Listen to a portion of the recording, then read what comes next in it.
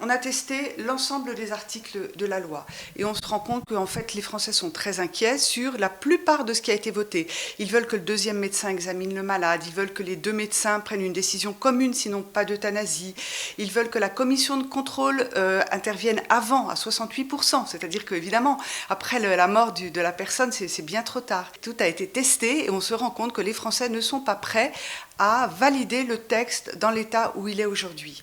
Et puis ils ont une inquiétude particulière pour les familles, parce qu'à 70%, ils anticipent qu'il y aura des conflits à l'intérieur des familles ou entre les proches.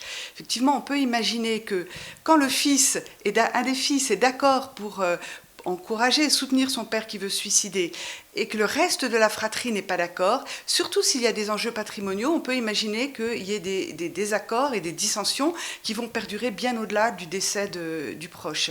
Donc il y a un vrai souci pour les familles, 70%, c'est bien plus haut pour, par exemple, l'extrême gauche qui anticipe à 78% des conflits.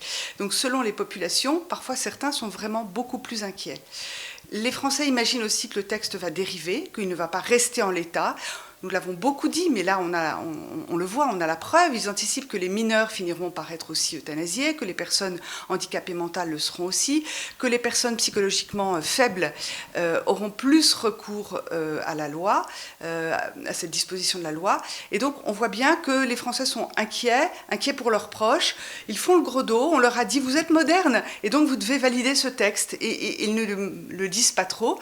Mais là on a la preuve que en fait ça ne correspond pas du tout à leurs attentes, si ils ont des attentes, et en tout cas sans doute pas sur ce sujet-là. De fait, on a beaucoup entendu dire ce qui se passait au Canada ou ce qui se passait en Belgique avec toutes les dérives, un certain nombre de personnes au Canada qui sont maintenant euthanasiées parce qu'elles n'ont pas les moyens de subvenir à leurs besoins. Les Français entendent ça, enfin, l'information circule et on voit bien qu'on a beau se dire on met un cadre très étroit, le cadre dérive toujours avec la loi.